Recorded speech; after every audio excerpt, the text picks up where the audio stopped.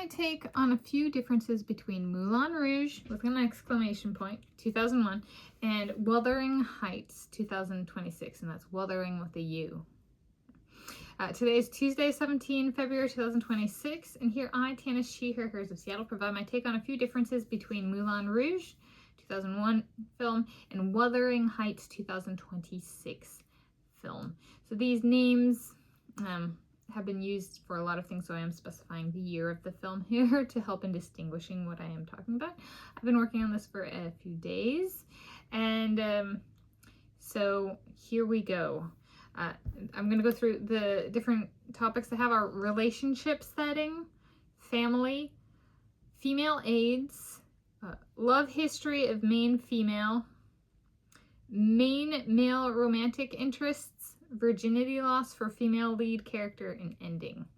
So I'm putting that here now, so if you don't want to listen to any of those, I'm trying to avoid it being a spoiler or anything like that, so I am trying to take, I'm saying it up front and kind of, I tried to kind of like not provide specifics of the story so that it doesn't spoil the story of either. Okay, so relationship setting. Moulin Rouge. A lady works as a prostitute at the Moulin Rouge in France and is looking for a path forwards as a performer.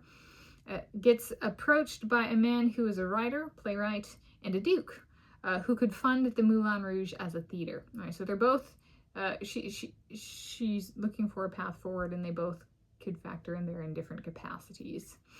So that's a relationship setting there. And then Wuthering Heights. So the woman grew up with Heathcliff, though he was not her brother, a boy brought in off the street. And she did have a brother named Heathcliff who died, so then she named the kid off the street Heathcliff in relation to her dead brother. So entered her life about maybe 7 to 10 years of age per what was on screen. Amusing for the age part. And once grown up and living with her parents, her dad, she takes a fancy to a wealthy man named Mr. Linton. So the relationship setting there is kind of taking care of a family estate, or the person's family, including significant other's estate. So her dad has one where she lives with Heathcliff, but there's another one that's more luxurious that somebody else has. Mr. Linton. All right, family. Moulin Rouge. There's no blood family in the love story. Her family is her work family. In Wuthering Heights, she had a dad, her dad, blood father, lifelong servant girl about the same age, and then boy who lived with them from at a young age, though not birth, not toddler, and that's Heathcliff. And then her mom was dead, and I think there was a dead brother, possibly a dead sister, something like that. All right, female aides. Moulin Rouge had an elder female aide who takes care of her and informs her she is sick/dying.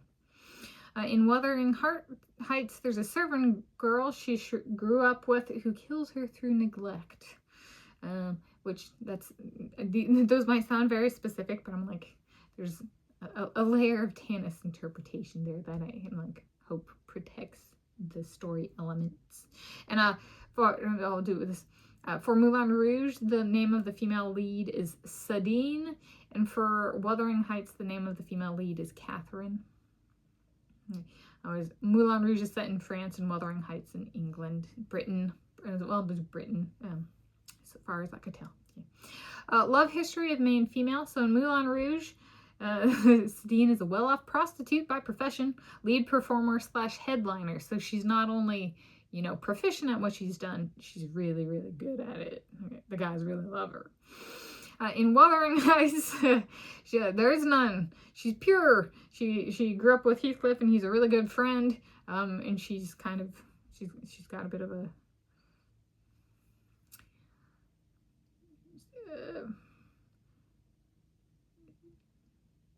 not entitlement, it's just like she's aware that they have money, but also they don't have the most money, and so it kind of carries through to her being her.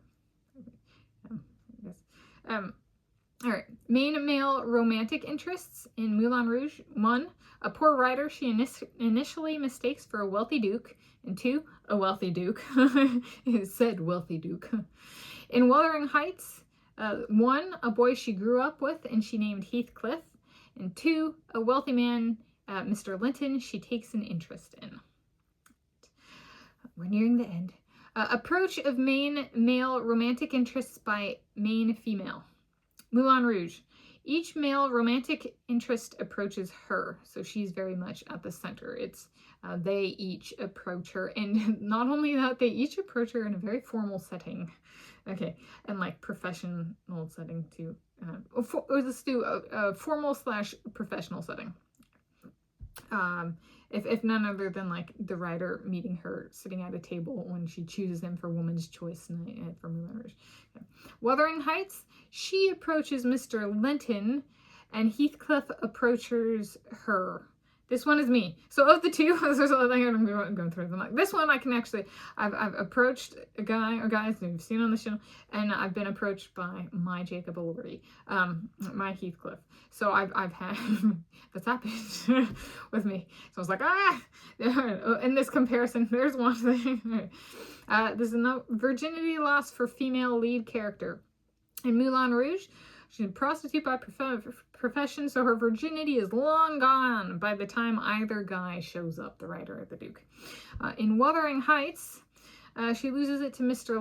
Linton. Her husband follows up with Heathcliff, implied she takes each guy's virginity. So maintaining cultural norms, essentially she takes 2 guys' virginity, but hers is taken by Mr. Linton, and she only has 2 sexual partners, the second being Heathcliff.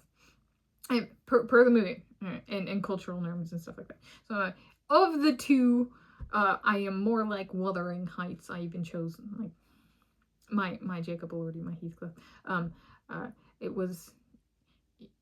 Yeah. So there's another one. And then ending Moulin Rouge. So if you want to, over here's ending Moulin Rouge, semi-happy ending. She gets the love of her life, then dies with the love of her life. So she gets and dies with the man she decides upon. Wuthering Heights, that's not so happy. She and the baby of Mr. Linton, she is pregnant with, both die. She dies with Mr. Linton by her side.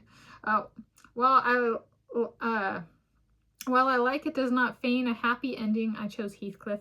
I chose my Jacob Elordi, and I choose him as one of my 2 Romeos, him and my Jared Leto, as by my side.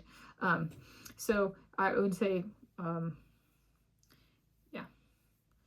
So there's some similarities and some differences there. This is one that I was kind of, it's really a few differences, but for some who are like, I have no idea what either of these are, I hope that's helps in distinguishing like that they're not the same. So there we go. That's my take on a few differences between Moulin Rouge 2001 and Wuthering Heights 2026.